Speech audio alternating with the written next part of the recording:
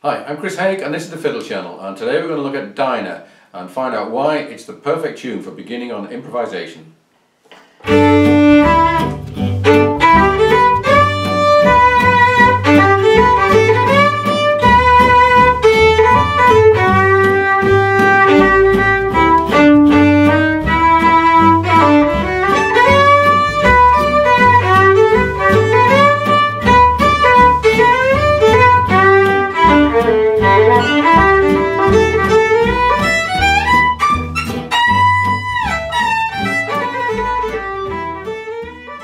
Dinah is the tune that I've been using ever since I started teaching jazz violin as the very first tune to look at when you're beginning improvisation. And the main reason for this is that it's in an easy key and the chord sequence is more or less a diatonic sequence, meaning almost all of the chords within it are made up from the scale of G major, which means that any chord that you play over all of the notes of the scale are going to fit, theoretically.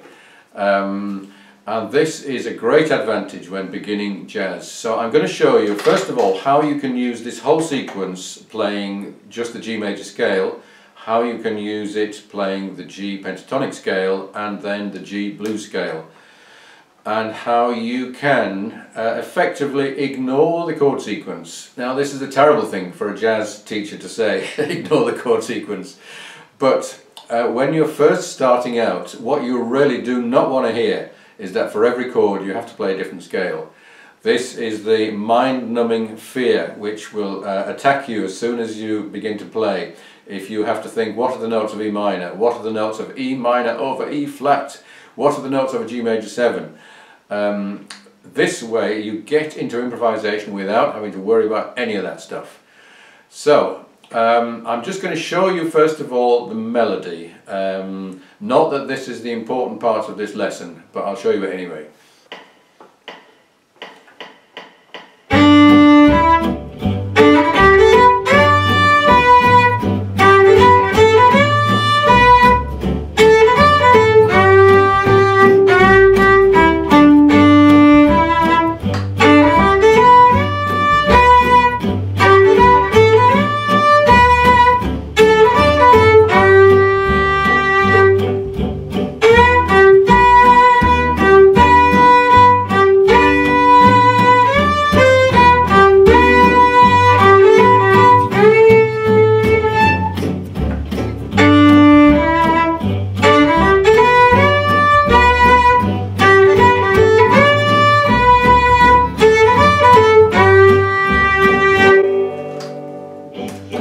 Now, I'll just point out that played like that, it's pretty boring, and also if this is the first jazz you're playing, then your bowing is probably not going to be very jazzy. And I do suggest that you look at two other videos in particular. The one called Out of Nowhere, it gives you a good idea of how to decorate a melody and make it more interesting without actually going into solo. And I have a video on jazz bowing, swing bowing, which will help a lot to make it sound smooth. But that's not what this lesson is about, so we're going to look at improvisation. And first of all, I'm going to go up and down just the G major scale all the way through the sequence, and listen carefully to how the chords affect the sound of the scale as I'm going through.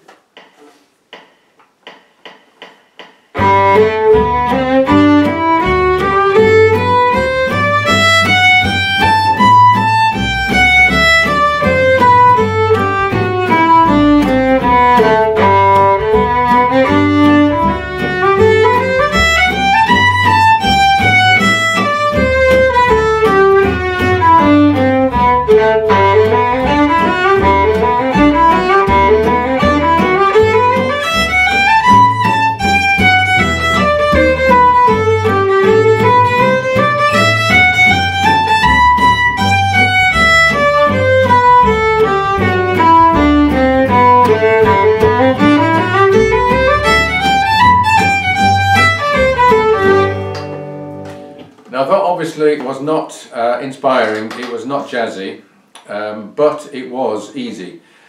And you can use the backing sequence for this to just kind of loosen up your the way of thinking about improvisation. When you don't have to worry about playing a wrong note against a chord, then that makes it a lot easier for getting started. So that is the very first step that I give to people in improvisation. It's just letting them free to go up and down the scale, bits of the scale, phrases from the scale, and ignoring the chords, but at the same time listening to the chords. So you don't have to know what is in a D7 or what's in an A minor 7, but you do want to notice how the scale is sounding in relation to the chords.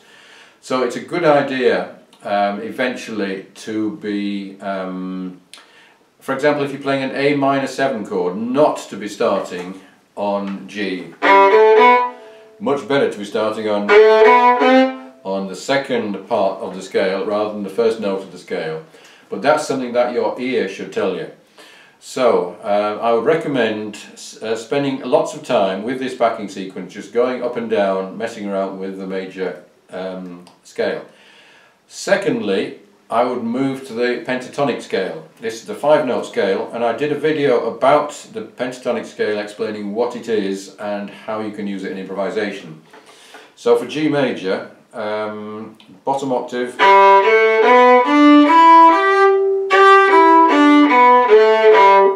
middle octave,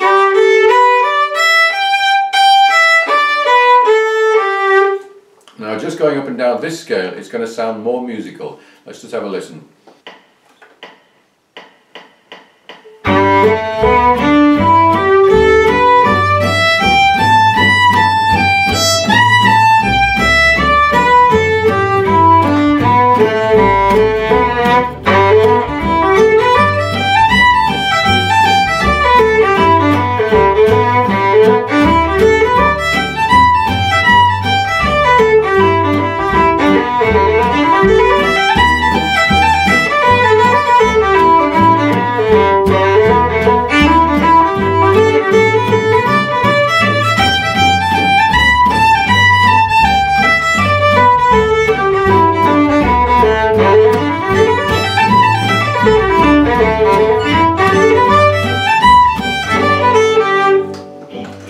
Again, you can see the freedom of doing this. What's important using the pentatonic scale is that your fingers are really familiar with it.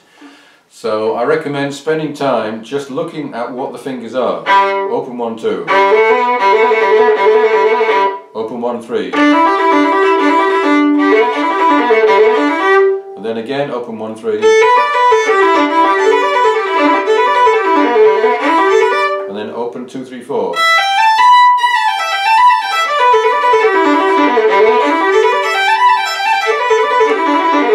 So keep on practicing this until your fingers can do the work and you don't have to think where the next note goes. So think of positions, don't think of notes or names. So open 1, 2, open 1, 3, open 1, 3, open 2, 3, 4. And your goal is to be able to play that fast so you can play much faster than you can actually think. Then the next and final step, well, it's not really the final step at all, but the final step of this lesson is to play the major blues scale, which adds to the pentatonic the flattened third. So in this case it's the B flat.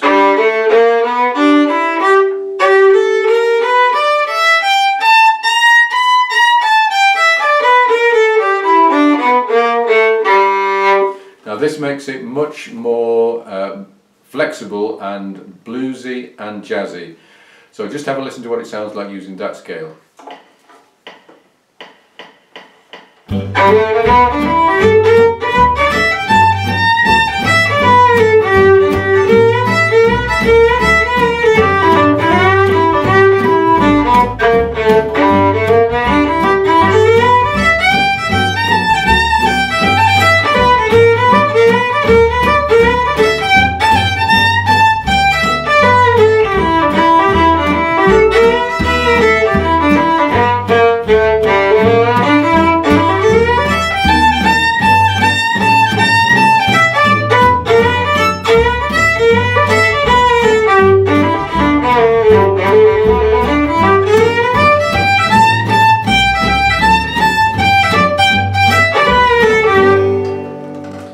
You might well ask, well, which of these am I going to use? Am I going to use the major scale, the major blues scale, or the major pentatonic scale? And the answer is all three. They are interchangeable. If you use just one the whole time, then it's going to sound boring and predictable. But by dipping in and out of all three scales, it's going to make it interesting. It's important not just to go up and down the scale, but to use phrases from within the scale, particularly the pentatonic. Any three notes that are adjacent are going to make a melody of sorts. And by repeating those, then you can get musical phrases. And don't always be looking immediately at the next phrase. Think about what you've just played and say, can you play that again? And quite often you'll come up with a phrase that you can play 2 or 3 times in a row. So you're not just going to play randomly, as I more or less have been doing here, in the way that a computer would be able to improvise using one of these scales. You've eventually got to add a lot more stuff to that. You've got to add phrasing, you want to have, your bowing's got to make sense, and it's important also to learn actual individual licks, which are phrases that can be reused by other musicians, by yourself in lots of different tunes. And until you start using licks, then it's always going to sound a bit amateurish. So I have lots of videos about different licks. For example, for Dark Eyes there's 20 licks. I've got 20 licks in the E major blues scale, all that kind of stuff. So check those out. And also an important word of warning, that this idea of playing a single scale through a whole tune is great for beginners, but it's fraught with danger in that it only needs one important chord to show you up for the amateur that you are. If you sail into a chord that really is not going to allow you to play the G major scale, then you've got to be aware of that, and somewhere down the line you've got to start learning chords properly. But I always say this is not the beginning of your jazz career is not the time to be learning all about chords. It's getting yourself free with the idea of improvisation. So just be aware that you will have to learn chords, you will have to learn difficult sequences, but not to start with. So I do recommend Dinah as a great tune to start with. If you'd like a copy of the dots for this, then do subscribe and send me an email. If you would like all of my PDFs, then do join me on Patreon. You can get the whole lot in one go, and also if you join on the 2nd or 3rd level there, you can get some or all of my backing tracks, including this one. If you are not going to do that but want a backing track, then Band in a Box or iReal Pro are good pieces of software for creating backing tracks. So I hope you enjoyed this. I look forward to seeing you again soon.